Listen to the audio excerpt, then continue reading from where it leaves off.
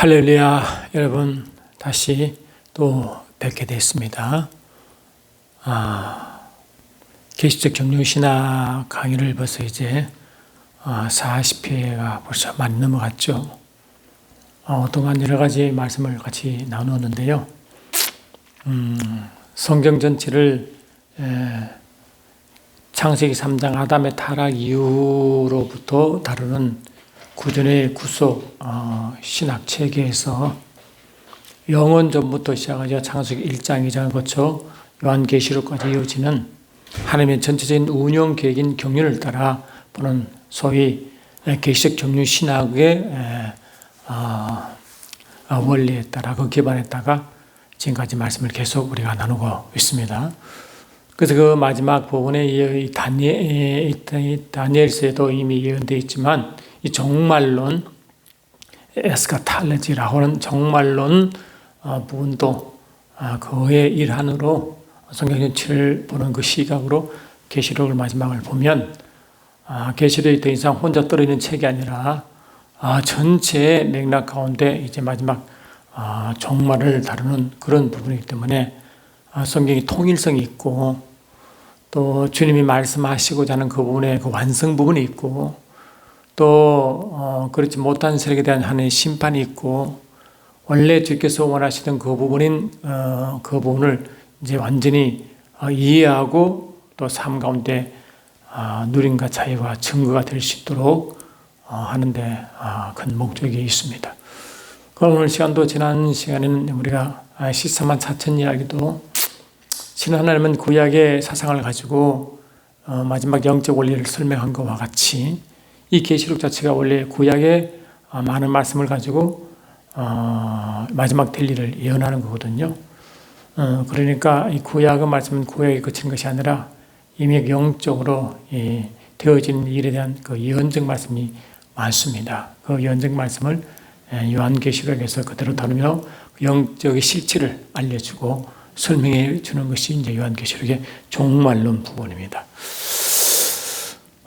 그래서 지난주에는 그 14만 4천도 하나님의 그 보호하시는 그 하나님의 보호의 인침을 받는 자가 14만 4천인데 그것도 구약의 12지파의 형식을 필요 신약에서의 영적 이스라엘 그러니 구약도 이스라엘 우리는 영적 이스라엘이잖아요. 사도 베드로가 말한 것처럼 너희는 택하신 족속이요 왕같은 제사장들이요. 이것은 택하신 족속과 왕같은 제사장은 이 구약 백성이 구약 백성을 이끌는 말이고 또 구약의 이스라엘 나라가 제사장 나라가 되기를 원하는 그 하나님의 그 바람이잖아요. 그래서 온 세계가 제사장 나라 되기를 원하는 그 부분인데 이제 우리도 그 당시에 이방이었지만 우리가 이제 제사장 나라가 되었잖아요. 그러니까 이 구약의 말씀이 이제 신약에 와서 완성되어지고 성취되는 이야기를 계속하고 있는 것입니다.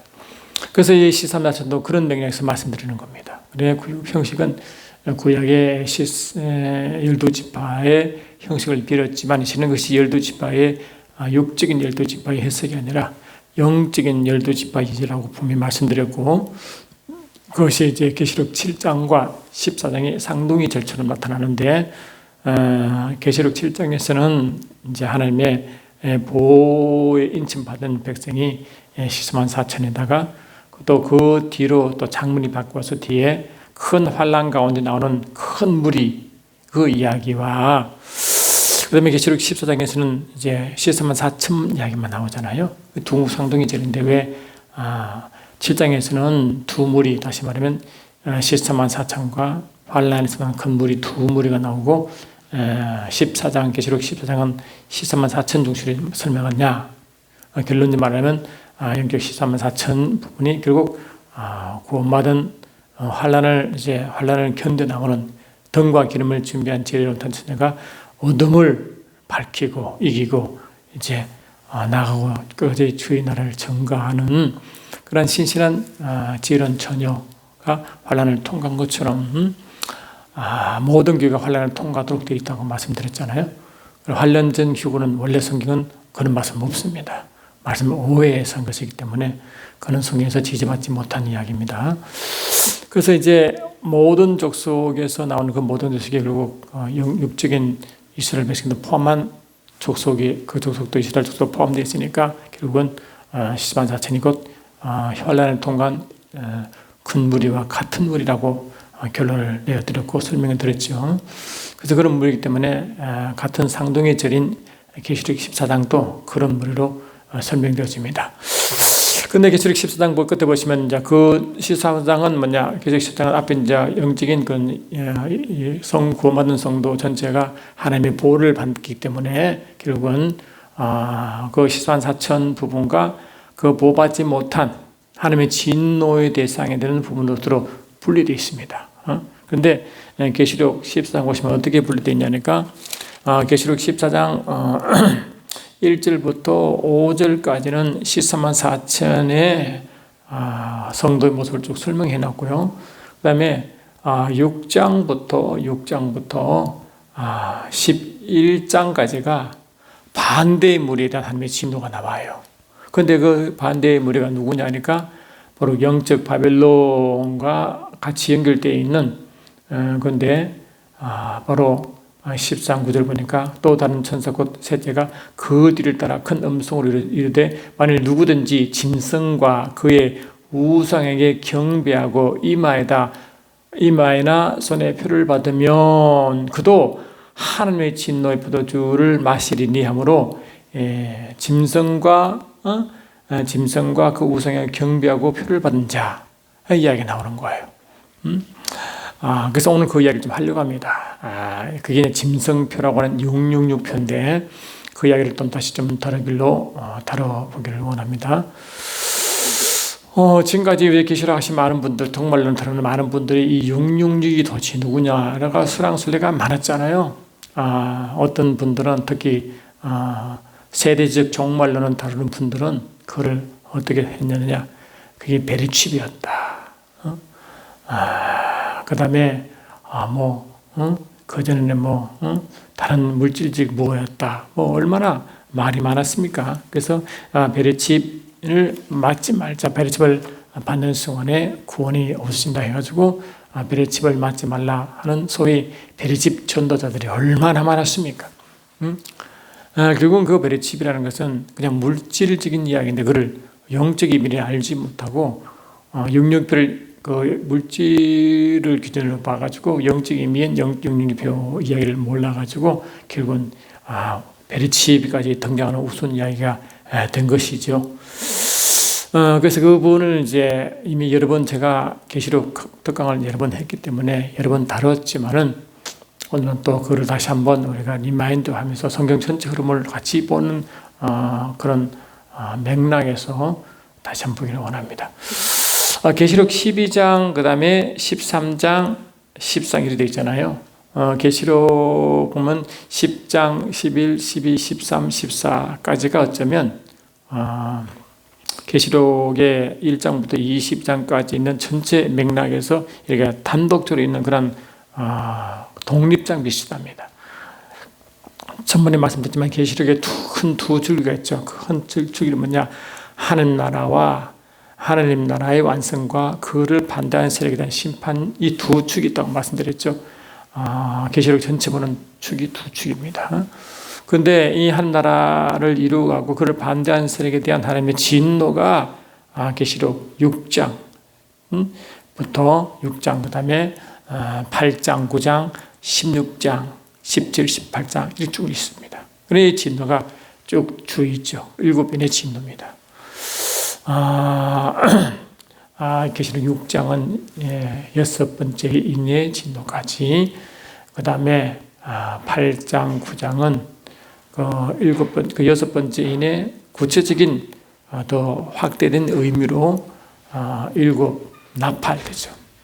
지금 6번 나팔되죠. 근데 이제 16장, 17, 18장 보니까 특히 이제 6번째 나팔이 구체적으로 더 깊은 의미의 7 대접 이야기, 그리고 이제 마지막 하나님의 진노 이야기가 쭉 나오는 것인 거예요. 그 사이에 빠진 10장부터 15장까지 그리고 이제 그 부분은 삽입되기 때문에 삽입장으로도 이렇게 설명되어집니다. 그 보니까 그게 이제 12장, 13장이 나오는데 그 전체적으로 영적 원리를 설명을 해주고 그 영적 원리는 계시록에만 해당되는 게 아니고 성경 전체 다 해당되기 때문에 같이 성경 전체로 이해해야 제대로 이해된다고 제가 여러 번 말씀을 드렸습니다.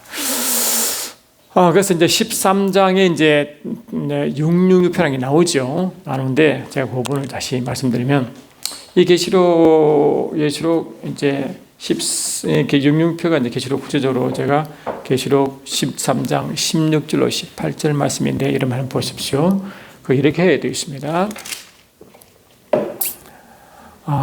그가 모든 자 곧 작은 자나 큰 자나 부자나 가난한 자나 자유인이나 종들이나 그 오른손에와 이마에 표를 받게 하고 누구든지 이 표를 가진 자 외에는 매매를 못하게 하니 이 표는 곧 짐승의 이름이나 그 이름의 수라.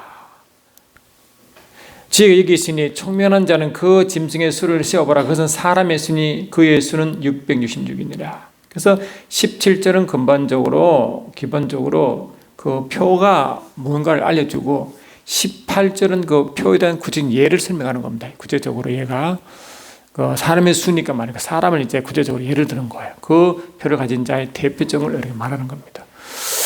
근데 이 부분에 대한 이게 공동 번역이 좀 더 설명을 더 잘하고 있는 것 같아요. 제가 읽어드릴게요. 이게 특히 이제 이번에가 이게 18절 부분을 구체적으로 제가 다 읽어드릴게요. 그 짐승의 이름이나 그 이름을 표시하는 숫자에 낙인이 찍힌 사람 외에는 아무도 물건 매매를 못하게 하미니 그 짐승을 가리키는 숫자를 풀이해 보시오. 그 숫자는 사람의 이름을 표시하는 것으로 그 수는 666이다. 이렇게 하고 있거든요. 그래서 이 666이 이제 그 표가 666표라고 이렇게 이름을 지어지는데 그 표는 666은 구체적으로 하는 예시의 666이고 핵심은 표입니다. 표.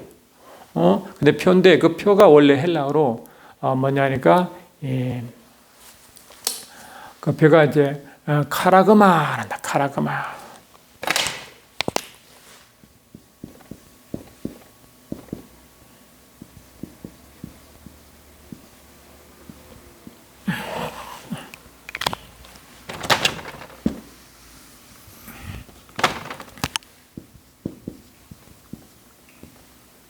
봐라. 카라그마로 이렇게 되어 있죠. 막 카라그마. 그치, 카라그마. 이 카라그마. 이 카라그마는 뜻이 두 가지 있죠. 끝은 날카로운 칼 끝으로 새겨놓다.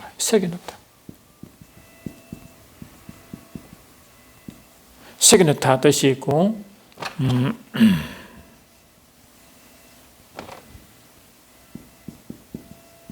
두 번째는 인을 치다 이 뜻이 있습니다. 인을 치다. 그런데 사람들은 가까스 예력에 새겨놨다 이렇게 너무 휘를 고쳐가지고 베리칩이 보통 그 짐승이나 사람의 그 피부 안에 이렇게 새겨넣는 거예요. 그러니까 이마와 손에 새겨넣는다 이렇게 상상해가지고 그것이 이제 매매하고 필리 같으니까요. 그 매매 이야기와 새겨넣다를 같이 연결시켜가지고 그것이 바로 이제 베리칩이라고 이제 주장을 하겠죠. 핵심은. 근데 이 새겨넣다 이게 이제 너무 필을 받았죠. 그러나 실제로 영적 의미는요. 인을 치는 게 더 영적입니다. 인을 치다. 인을 친다는 것은 뭐냐? 구약 보시면요. 소유의 인을 치잖아요. 이렇게 인을. 왜 보면 구약 때 보면 노에다가 이렇게 화인을 치자. 화인을 꽉 치잖아요. 화인을. 그처럼 소유를 말할 때 화인을 치는 거예요. 그래서 그 인침이 소유 의미가 강합니다. 그래서 지난주에도 제가 말씀드릴 때 인을 칠 때 성경은 인이 세 가지로 나온다. 이 고린도후서 1장 22절과 에베소 1장 13, 14절과 그다음에 계시록 7장에 나온다 했었죠. 그래서 제가 이거 안 지웠는데 그 하나님의 소유, 오너십 하나님의 오너십, 하나님의 소유로 인침할 때 그때 인침이 나와요. 우리는 하나님의 것이요 주의 것이요 그리스도의 것이잖아요. 우리가 구약 백성도 이사야 44장 보니까 1절 보니까 이스라엘 백성이 하나님의 것, 넌 나의 것이다 하고 하나님 소유로 선포해버렸잖아요. 소유이다. 그 소유이기 때문에 출애굽기 19장 보니까 소유이기 때문에 특별한 보화, 특별한 백성할 때 그 소유를 보화, 주얼리, 보석으로 표현한다고요. 특별한 진주 보석이라고 그렇게 표현합니다. 왜? 하나님의 소유이기 때문에. 그래서 이럴 때 이 소유를 인침이라는 단어를 쓴다. 그리고 이 인침을 하나님의 소유로 할 때 그걸 누가 보증하느냐? 성령을 보내주심으로 보증합니다. 그럴 때 성령이 오실 때 이 하나님의 자녀로 임을 치고 하나님의 소유로 인을 치시고 소유로 인을 치시고 그 보증을 성령을 보내주시는데 동시에 뭐냐니까 하나님의 자녀이면 성령이 하나님 자녀를 우리 영이 성령과 더불어 하나님 자녀인 것을 서로 이제 보증하잖아요. 서로 증거하는데 또한 동시에 하나님의 상속권이 주어집니다. 그래서 이 하나님의 하나님의 소유인 동시에 하나님 것을 누리도록 하는 상속권의 보증으로 성령을 보내줘요. 그걸 성령이 인침을. 그래서 성령의 인침은 보증의 의미가 강하고 하나님의 자녀와 하나님의 소유와 또 하나님의 상속자임을 보증하는 보증의 의미의 성령의 인침이라고 말하고 특히 하나님의 소유라고 말할 때 하나님의 소유로서 인침이 있다. 하나님의 소유로서 인침, 보증으로서 인침, 그 다음에 계시록 7장에 지난주에 14,400,000 말할 때 하나님의 보호의 인침이라고 했잖아요. 그래 인침을 쓴다. 그래 인침은 굉장히 중요한 단어인 거예요. 근데 이 계시록 13장은요.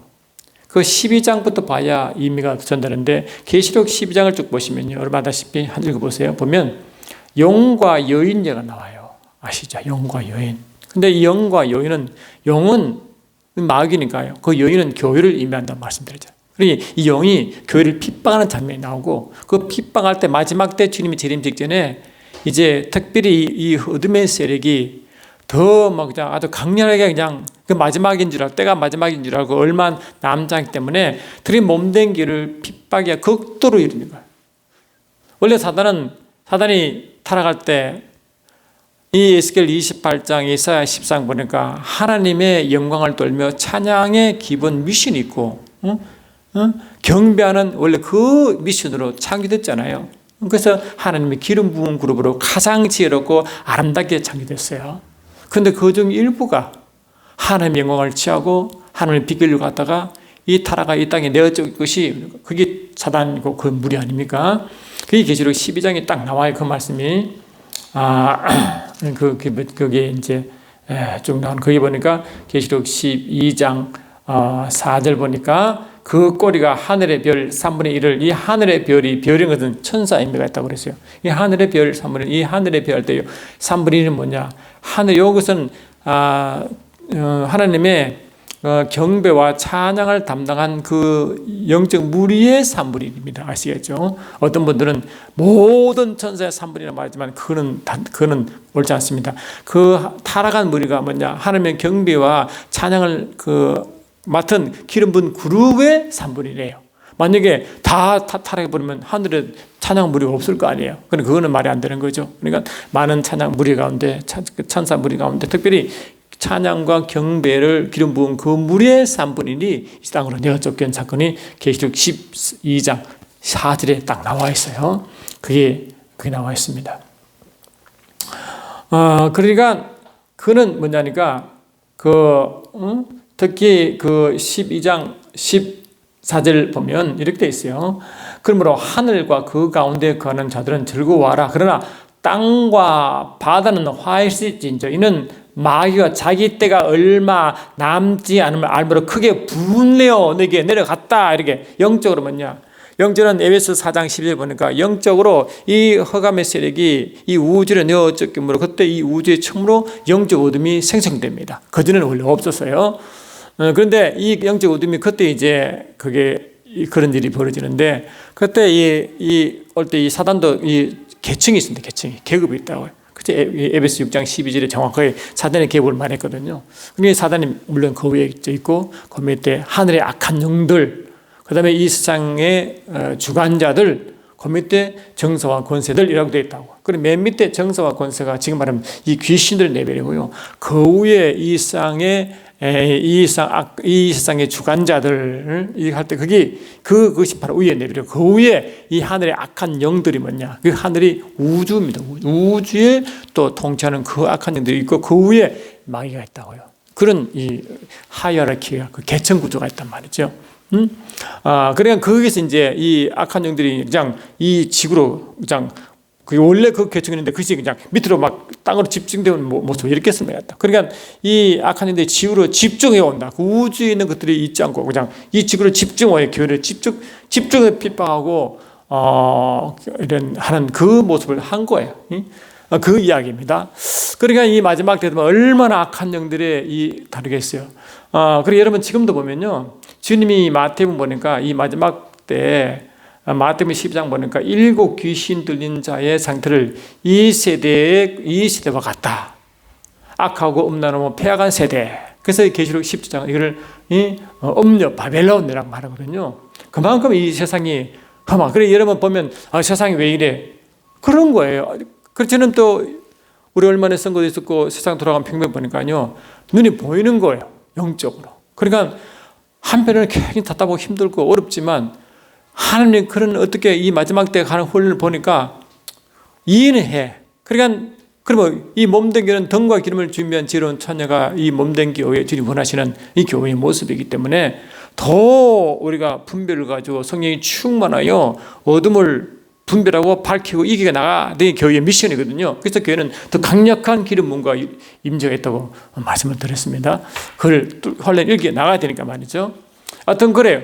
그러니까 이런 세계에 이제 하나님 교회가 있는 이 지구를 그냥 악한 이들이 몰려 지금 막 공격한 그때를 말할 때 이 몸된 교회는 어떠냐? 이 마지막 때 하나님은 피할 길을 피난처를 주시는데 그 피난처가 뭐냐? 계시록 12장 14절이에요. 뭐냐니까 그 여자가 이 교회를 말해요. 여자가 큰 독수리 2날개를 받아 광야 자기 곳으로 날아가 거기서 그 뱀의 낯을 펴여 한 떼와 2떼와 반 떼를 양육받으며. 이게 뭐냐니까 이스라엘 백성들이 광야 40년 동안 양육받는 거와 똑같은 이야기하는 거예요.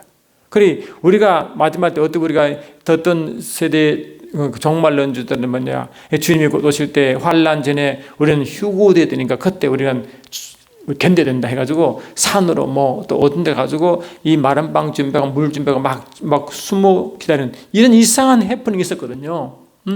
근데 우리는 그 뭐 산에 들어가니 외딴 섬에 가니 뭐 우주로 가니 땅속에 가니 이제 마지막 때는 하늘과 땅이 막 흔들리기 때문에 피할 곳이 없어요. 우리의 피할 곳은 주님이 지정한 곳밖에 없어요. 그래서 주님은 이 피할 곳이 광야에 있대요. 이 세상 가운데서 우리 피할 것이 우리가 뭐 세상 피해서 우주가 안 된다는 거예요.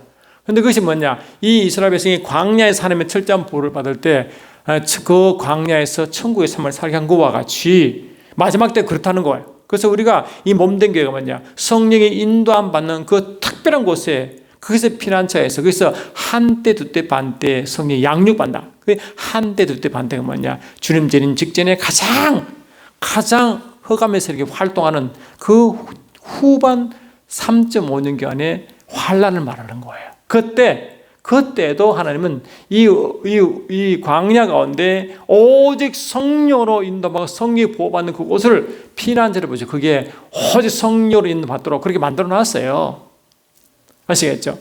그러니까 어떻게 하면 계시록 12장은 이 용이 총 이 몸된 교회를 집중 핍박하고 공격하는 모습인데 그 교회는 온전히 성령 안에서 보호받는 그리고 양육받는 그런 모습으로 기록되어 있는 거예요. 그리고 13장이 흘러갑니다. 그럼 13장은 뭐냐? 13장은 이 13장이 이 1절부터 18절까지 있는데 1절부터 10절까지가 한 짐승이 나오고요. 그 다음에 마지막 또 한 짐승이 나와요. 근데 이 두 짐승이 나온다고. 그래 앞에 짐승은 뭐냐? 바다에서 올라오고요. 뒤에 짐승은 땅에서 올라오는 거예요. 그런데 이 바다와 땅은요, 우리가 말하는 이 바다와 땅의 그런 의미가 영적 의미가 있다고 말씀드렸잖아요. 제가 이 특강할 때 그 뒤에 보시면 그 여호와 종말론 영적 비밀할 때 그게 여러분들 강조이기 때문에 혹시 더 알고 싶으시면 글로 가서 보시면 됩니다.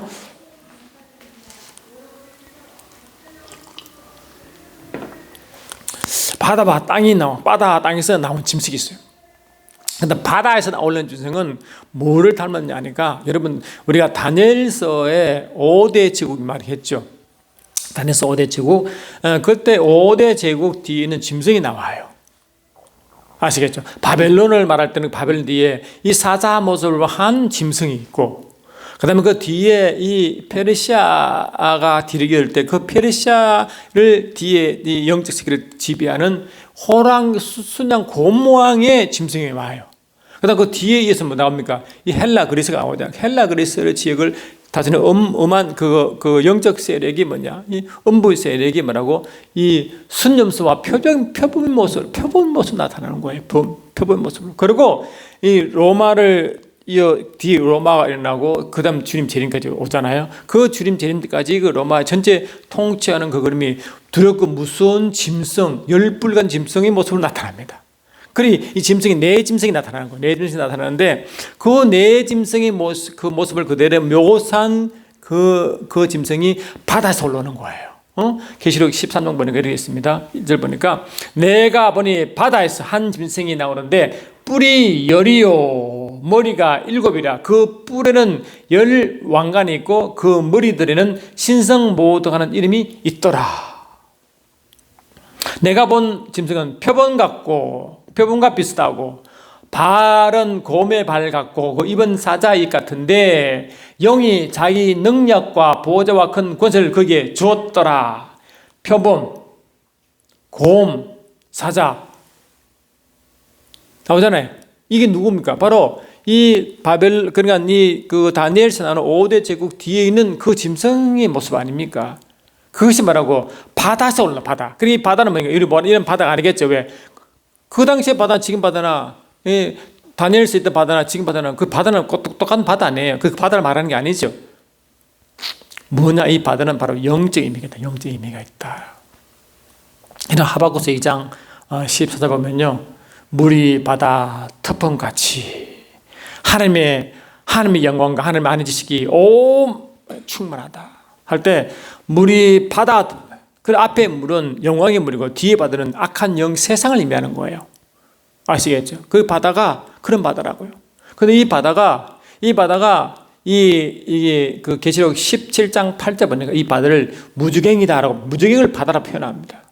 무주갱을 말이죠. 신기하죠. 그러니까 이 바다는 아주 영적으로 깊은 무중행의 영적에 있는 존재가 바로 이 바다처럼 짐승입니다.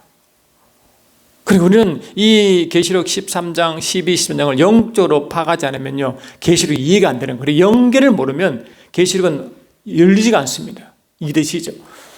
그러니까 그 바다 짐승이 바로 이 구약의 다니엘서 나오는 5대 제국 뒤에 있는 짐승의 그 종합적인 모습으로 드러나는 겁니다. 그게. 그러니까 그 당시에 이 세 제국을 다스리는 그 악한 영이 그대로 말하고 이 마지막 때에도 그대로 드러난다는 거예요. 왜?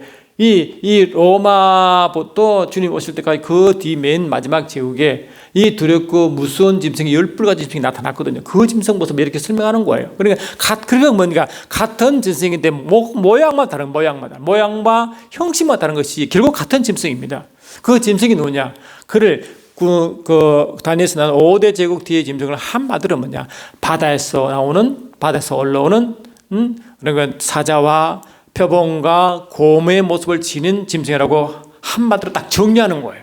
그게 이 마지막 때도 똑같이 나타나는 거예요. 그래서 요한계시록 17, 18장은 엄녀 바벨론 성을 하나님의 이제 진노로 징벌하는 게 나오는데요. 그때 이 짐승이 하나님의 진노를 받는 게 나와요.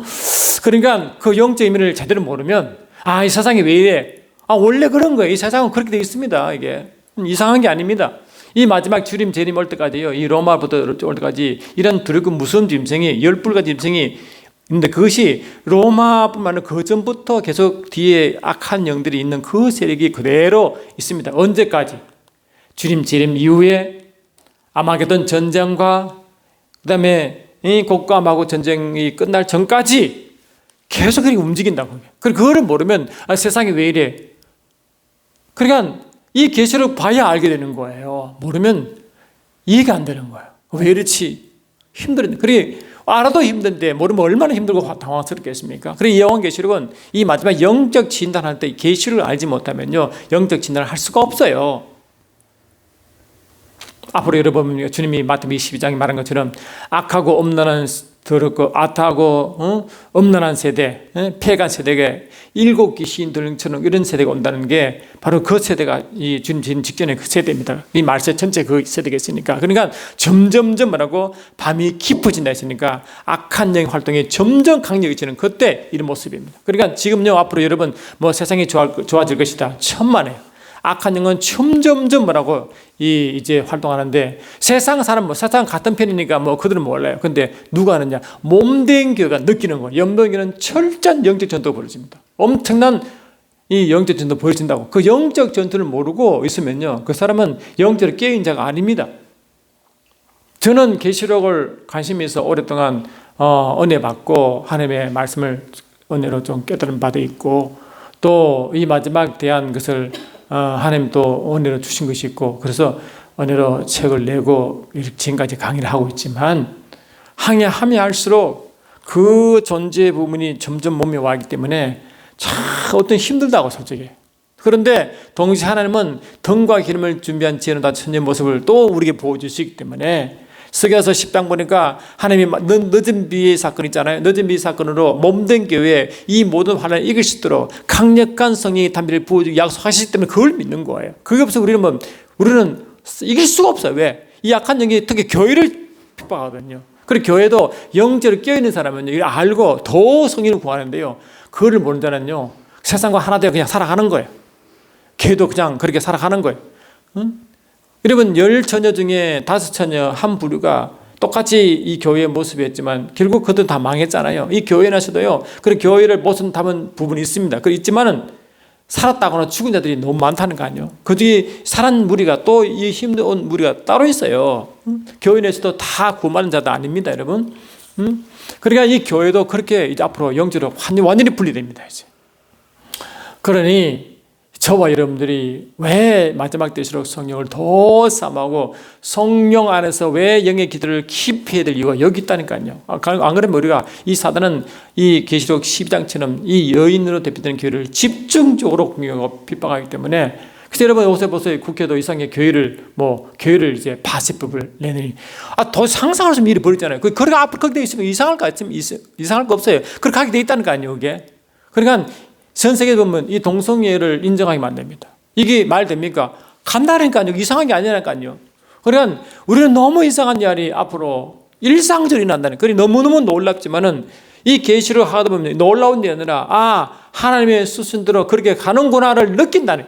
그러니까 더 긴장하고 더 기도할 수밖에 없는 이거 여기 있다는 거요.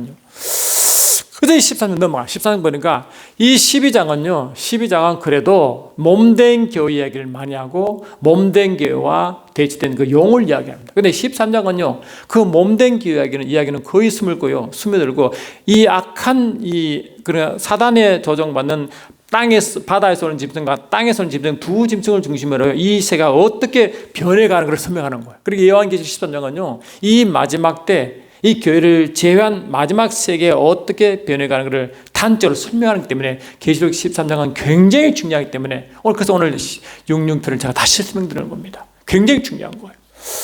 근데 이 계시록 12장 보니까 참 중요한 말씀 하나 있습니다. 뭐냐니까 12장 12절 한번 보세요. 이게 되어 있어요.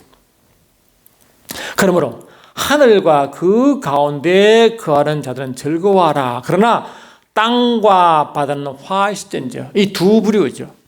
하늘과 그 가운데 거하는 무리, 그 다음에 땅과 바다는 화했다. 두 부류가 나. 하나는 하늘과 그 가운데 거하는 무리, 반대는 땅과 바다에 거하는 무리. 이런 땅과 바다라고 되어 있지만 또 다른 성경 번역 보니까 땅과 바다에 거하는 무리라고 설명되어 있습니다. 그 두 무리라고. 이 땅과 바다에 나오잖아요. 아까 말씀드린 이 땅과 바다는, 여기서 말 땅과 바다는 눈에 보이는 물질 세계의 땅과 바다가 아니라고 말씀드렸잖아요. 영의 세계거든요. 그러니 한쪽은 하늘의 영의 세계, 하늘은 영광의 빛의 영의 세계, 다른 데는 어둠의 영의 세계, 둘 나누는 거예요. 할렐루야. 그러니까 이 요한계시록 13장은 어둠의 땅과 바다에 속한 얘기를 하는 겁니다, 지금. 아시겠죠? 그러니까 이 요한계시록 13장 이걸 잊어버리면 안 됩니다.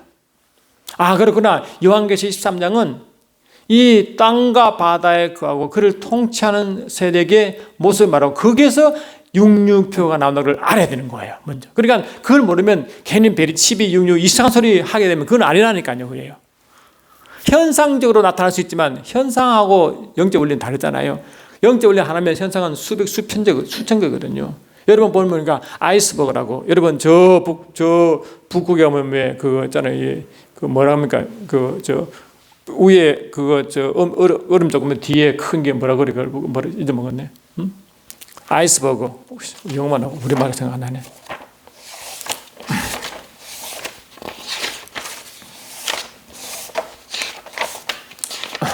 그러니까 이 현상적으로 보면요, 문제가 모릅니다.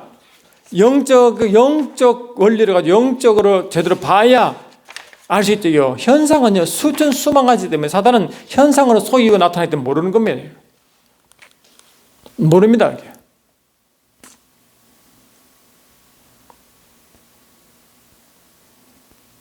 여러분 보시면요, 그 위조 지폐 알죠? 위조 지폐. 위조 지폐는요, 위조 지폐를 이렇게 검사하는 사람은요, 뭐만 훈련시킨 줄 아십니까? 진폐만 계속 보게만 됩니다. 진폐. 그 진폐를 완전히 속속구속도로 다 암기하고 그냥 눈에 그냥 머리에 박아버리는 거죠. 그러니까 진폐를 정확하게 완벽하게 알면요, 위조지폐만 딱 나면 금방 아는 거예요. 그리고 위조지폐를 연구하는 그 시간에 진폐를 연구하게 만듭니다. 아시겠죠? 그리고 진폐를 완전히 알면요, 그 진폐를 딱 눈에 있으면 금방 대조되잖아요. 그러니까 위조지폐가 조금만 있어도 금방 나타나는 거예요. 그리고 이 진폐가 뭐냐? 영적 원리입니다. 위조는 뭐냐? 다양한 영적 세계에 나오는 현상들입니다. 그러니까 먼저 그러한 걸 알아야 돼요. 실체를 알고 현상을 봐야지. 실체 모르고 현상 보면요, 속아 넘어가는 거예요. 이건 고슴도치 알죠? 고슴도치는 이게 보면 이게 이 침이 너무 많잖아요. 침이 많은데 침이 굵기와 크기와 위치가 방향이 다 다릅니다.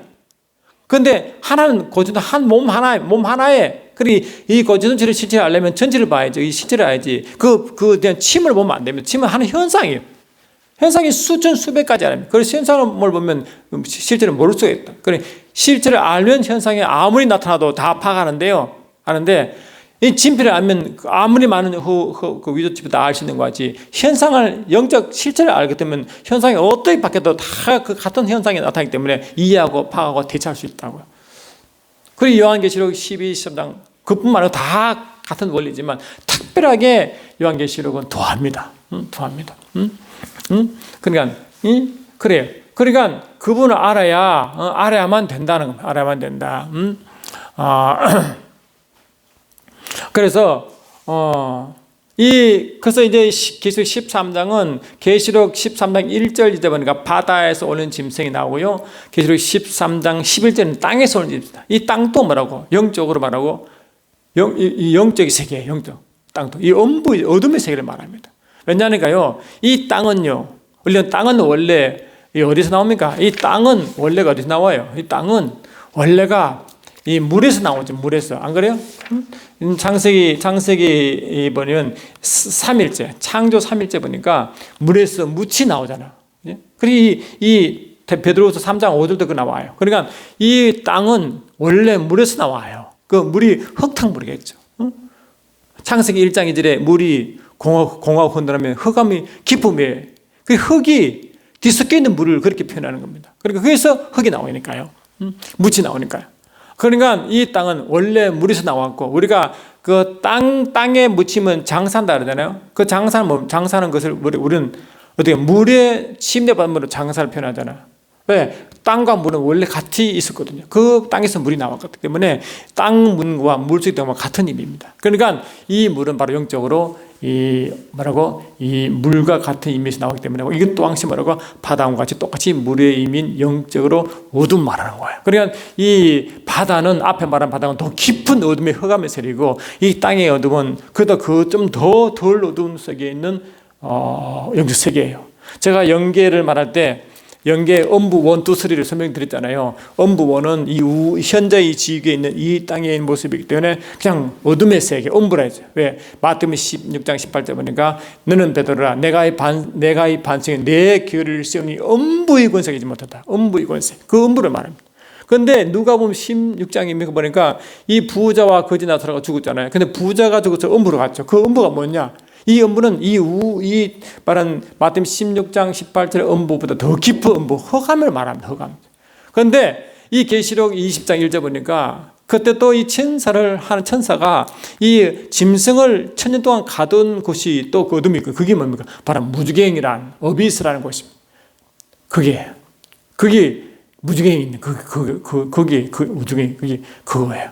그러니까 그 뒤에 백부자 심판, 그러니까 이제 아마게돈 전쟁과 그 다음에 그 고가 마고 전쟁이 주님 재림 이후에 있거든요. 계시록 19장과 20장이 나오잖아요. 그러니까 이 아마게돈 전쟁으로 짐승과 그 천자가 지옥불로 던지고, 고가 마고 전쟁 이후로 계시록 20장 10절 보니까 그 용이 지옥불로 던져집니다. 그 전쟁 이후로 가는 그곳이 바로 뭐라고? 그게 바로 음부설이 지옥 불못입니다. 옛날 하는 것이다. 그러니까 그래서 이 계시록 13장은 바다와 물은 뭐냐? 땅은 뭐냐? 바로 어둠의 세력에서 활동하는 자고, 그런 의미가 있다니까요. 이되시죠. 그래서 계시록 12장에서도 바다와 땅에서 인자는 화했단 말은 바로 어둠의 세계를 지칭하는 것이고, 하나님의 진노에 대해서 말하는 점이 있습니다.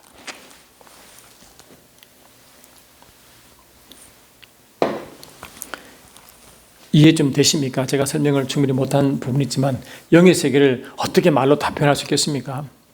그런 느낌을 아시면 되겠습니다. 그래요.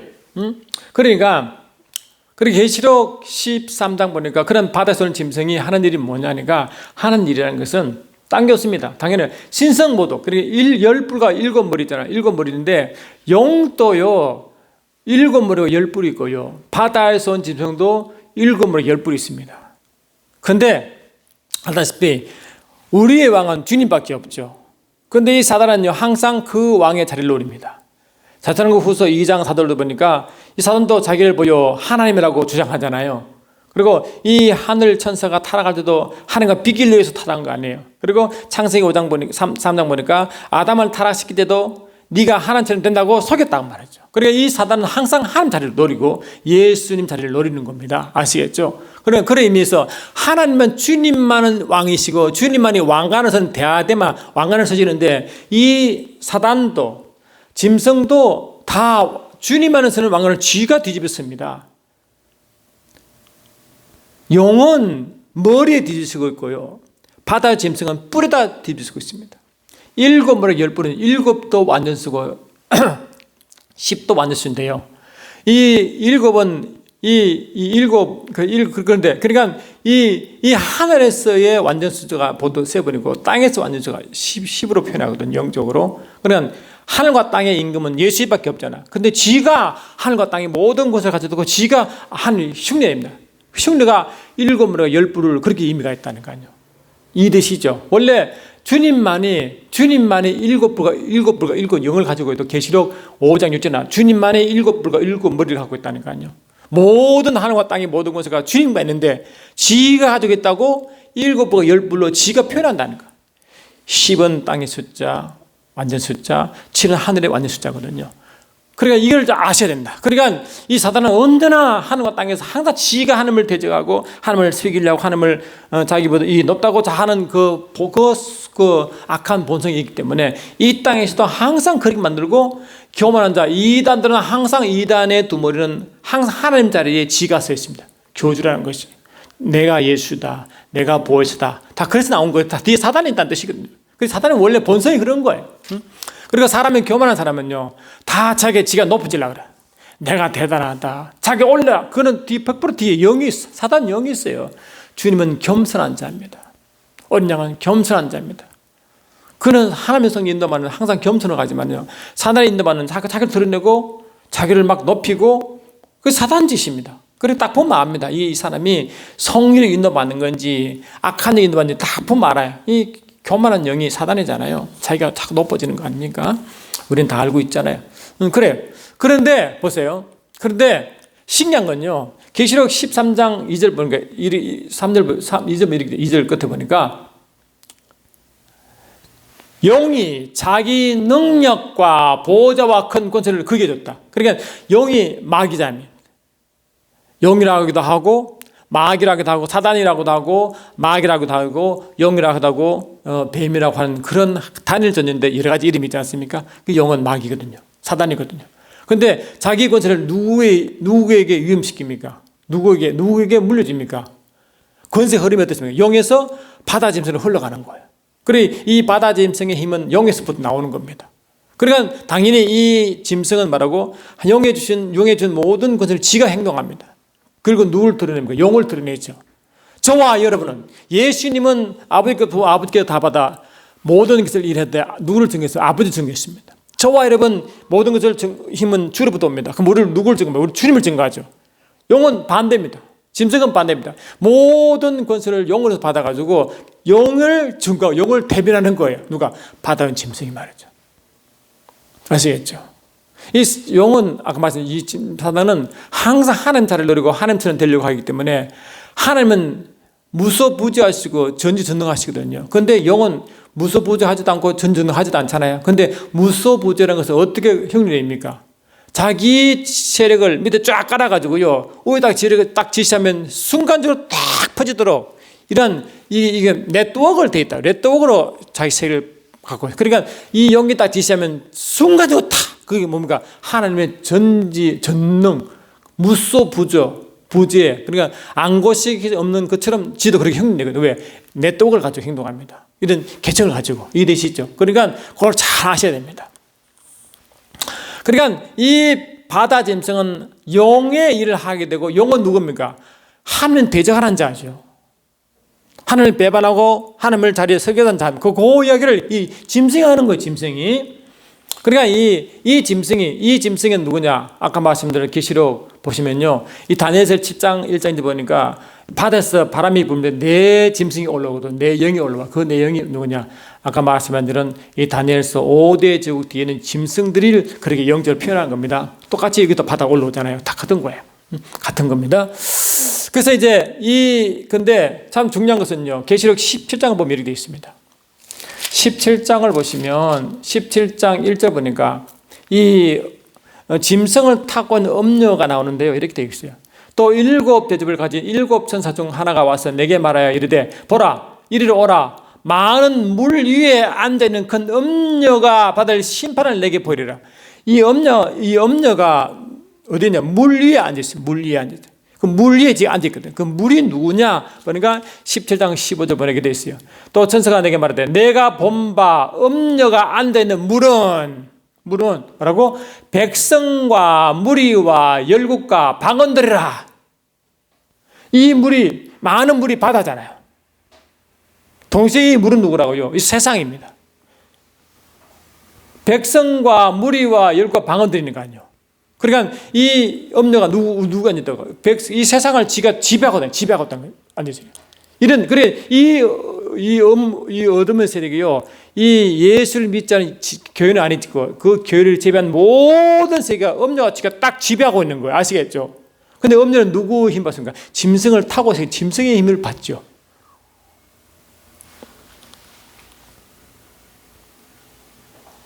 그 음녀를 뭐냐? 계시록 17장 18절 보니까 내가 본 그 여자가 음녀죠. 땅을 왕들을 다스리는 큰 성이라고. 땅의 왕들을 다스리잖아, 지가.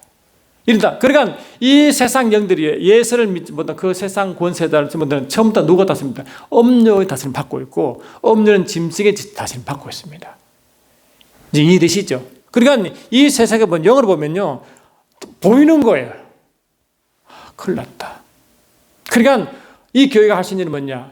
이 하늘이 악한 영들이 있는 곳이 그들이 있는 곳이기 때문에 예수님을 향하여 선포하는 거예요. 응? 이 악한 영들이 우리가 뱀과 쟁을 밟은 권세가 우리 있고 우리가 예수의 권세가 우리 몸된 교회이기 때문에 그 권세를 선포하는 교회였거든요. 응? 그러니까 막 선포하는 겁니다. 왜? 그 악한 영을 제재할 힘은 주님이 교회만 주고 주님의 교회를 통해 일하시기 때문에 교회가 일하지 않으면 이 세상 악한 영은 지무대로 움직이는 거예요. 그러니까 이 교회가 굉장히 중요한 거예요. 교회가 영적으로 잠들고 이 영적으로 무지하면요, 악한 영이 할렐루야 춤출 겁니다. 왜? 그들이 그러게 이 사단들은 교회를 가장 무서워하는데 깨어있는 교회, 영적 교회를 더 싫어하고 무서워하는 이유가 여기 있습니다. 그러니까 뭐 영적인 관심도 없고 뭐 그냥 하는 교회는 사단이 전혀 무서워하지도 않고요. 관심도 없어요. 깨어있는 교회가 사단은 항상 긴장하시고 주님도 거기에 관심 가지시고 말이죠. 이렇습니다. 할렐루야. 그러니까 그런데 그런 거예요. 그런데 보세요.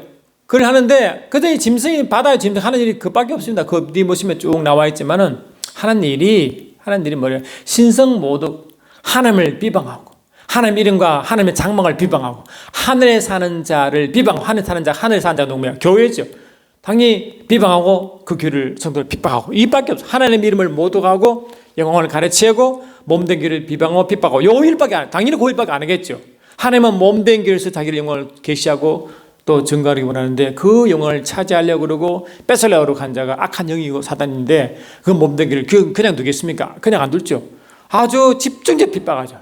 그 계시록 12장 나오는 그 용처럼 여인을 핍박하는 용처럼 말이죠. 그런데 문제는 뭐냐? 이 바다에서는 짐승 문제예요. 참 땅에서는 땅에 짐승이 또 계시록 13장 11절 또 바다에서 땅에서는 짐승이 있습니다. 그런데 땅은 아까 영계 세계라 말씀드렸죠. 음부의 세계라 말씀드렸죠. 그러니까 그 11절 보니까 또 봄에 또 다른 짐승이 땅에서 올라오니 어린 양같이 두 뿔이처럼 용처럼 말하더라. 근데 이 땅에서 온 짐승은 뭐 하느냐? 12절 보니까 그가 먼저 나온 짐승의 먼저 나온 짐승이 뭐니까? 바다에 있는 짐승이잖아. 먼저 나온 짐승의 모든 것을 그 앞에 행하고, 다시 말하면 바다에서 온 짐승의 것을 행한 자가 누구라고? 땅의 짐승이 그 바다의 짐승을 것을 그대로 행하고 하는 거예요. 하는 거예요. 땅과 바다의 사는 자는 이 처음 짐승에 경배하고 하기 시작합니다.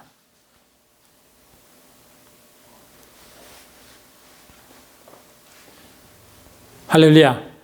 지금 이게 그 녹화를 하고 있는 녹화가 지금 약간 문제가 있기 때문에 저거 끝나고 또 2부 하겠습니다.